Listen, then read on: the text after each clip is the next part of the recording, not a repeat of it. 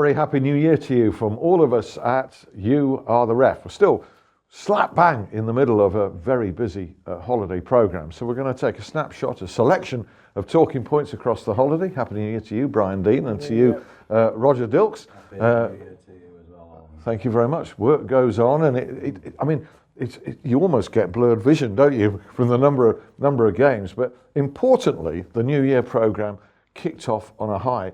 And in the main, that standard's been maintained. Hull 2, Everton 2. You'll have forgotten about that game. John Moss was in the middle. Had he made a mistake or two here, you'd have heard plenty about it. So fair dues to John Moss. Absolutely.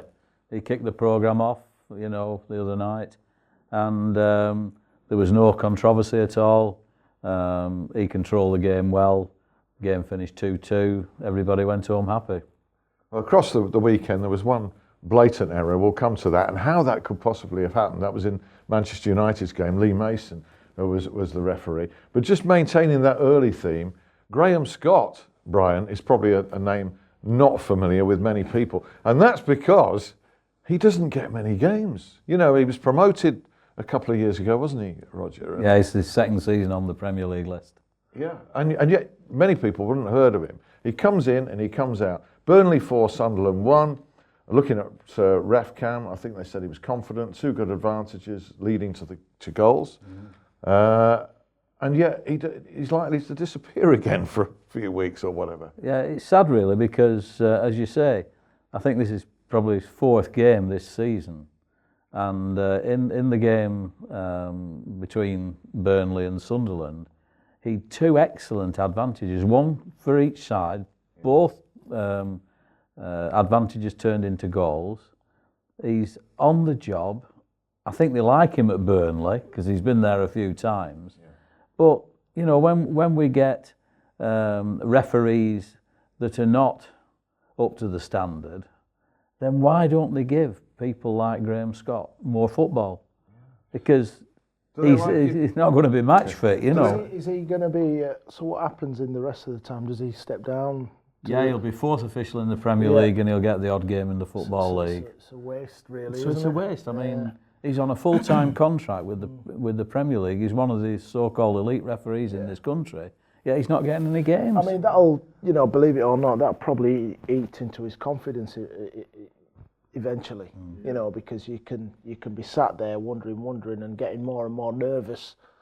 So it's good that he's come in and made some fantastic decisions, like you said. Absolutely.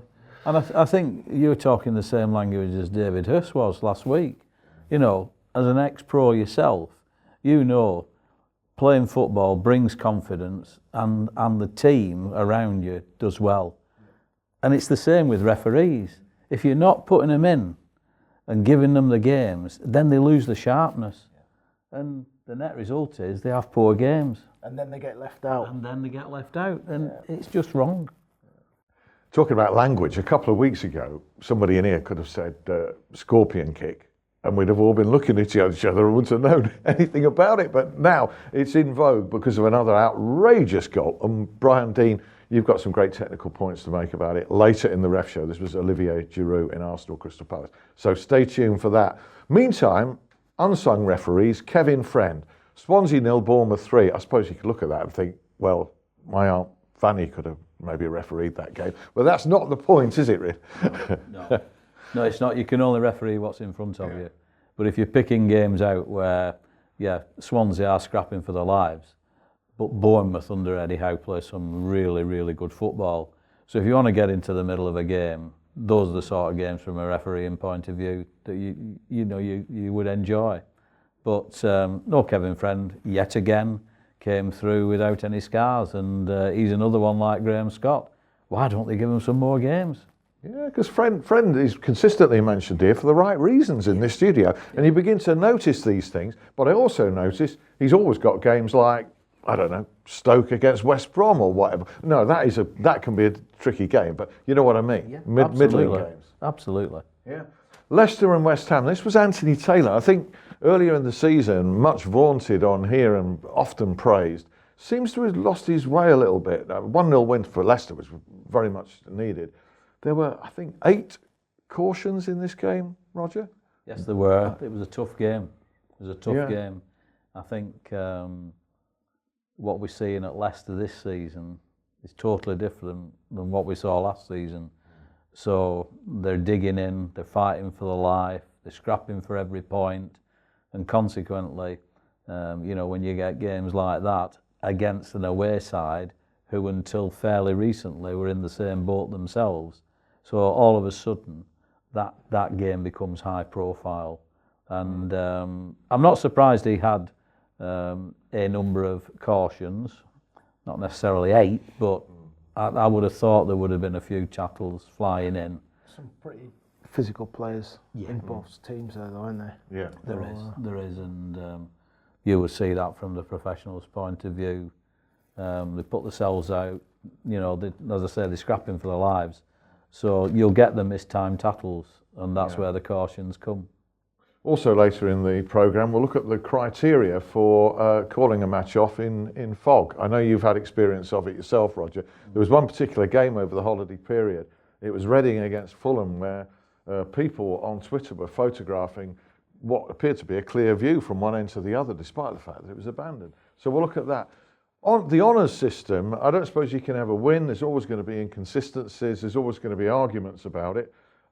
Here we have an honour, and we must congratulate Sean Massey-Ellis, as she is now, for achieving the standard of officiating in the Premier League, running the line, and a wonderful role model now for other female referees, and we need more of them.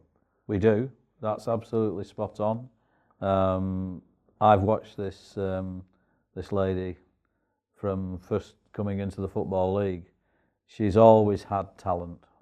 She's when she first started running the line in the Football League, you could tell that she was destined for better things, and she achieved the Premier League line very much like Wendy Toms did in the early days of the Premier League, and she can only get better.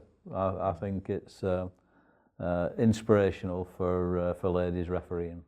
Had to have a break for family reasons, but has come back. I think she was on the line in the Championship game between Villa and Leeds, Brian. So. Yeah, that's right. There was some very positive comments about her then as well, and I'm all for that as well.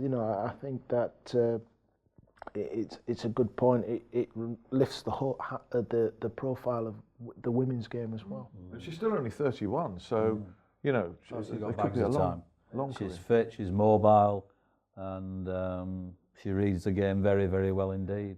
Do you think as well that some of the sexist, outrageous comments that female officials have had to contend with, particularly going back to Wendy Toms, do you think hopefully now they're on the wane and we're starting to see them given a much fairer treatment that they deserve?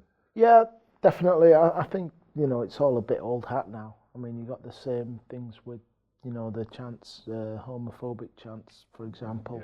I think that what you've got now in football is, people don't really care. It was different, in our time, but with a lot more understanding and education. I think that those kind of things are being eliminated. Do you feel yourself, I mean, that in terms of racist discrimination as well, you would have suffered that in your own career, Brian? Do you feel that it's not completely gone from the game, but do you think there's been an improvement? I mean, if you compare what it was like when I played, and certainly before my time, to what it is now, there's no comparison. There's been several programs out, and there's been a lot more understanding about people's cultures, and I think all of those things really help. Yeah. Okay, well, that's positive, moving in the right direction, but still not there yet, certainly in many respects. Taking nothing away whatsoever from Sean Massey-Ellis, it does make you scratch your head sometimes about the inconsistency of the honour system when the female official who became the first in the top flight, Wendy Toms, is still unhonoured, ungonged. Yeah, that seems inconsistent to me. Well, I think you're probably right in real terms. Wendy Toms was an excellent assistant referee, went on to better things with FIFA and so forth. And at the time, she was the only female in the top flight. But times change, things change. Honours are given out for different reasons these days, so you never know. Yeah. Mark Clattenburg still hasn't had one. It makes you wonder, he's got to be looking in the next year, or somebody has, after the major achievements he's had with the 2 prestige finals. That's and everything. right, yeah. He'll get a knighthood first time, don't worry. Right, okay. Sir Mark Clattenburg, maybe even Sir Brian Deane, you never know, is it? Yeah, hey? You know, just on that, which feels weird, sportsmen getting knighthoods. You know, I don't necessarily agree with it. I think Andy Murray's been brilliant. Change the subject, but I think that it's slightly different for me. Knighthoods is for people who have, you know, proper public service. Although you could say that it has been public service and awareness that Andy Murray is, and Mo Farah, for example. Yeah, it's a great point because, okay, you know, congratulations to Dame Jessica Ennis-Hill, Mo Farah, Andy Murray. But you could argue that they've had their rewards through the public adulation, financially as well, and that people not in the limelight, in public service, in the health service or whatever, who are doing things for society that are unheralded, that is the opportunity to promote those people. So it's a great point, and a very deep point for the start of a new year. We'll be sticking to football. I think we need to go back to football and refereeing in part 2 of the Ref Show with Fog to come, and that scorpion kick goal as well. So do rejoin us.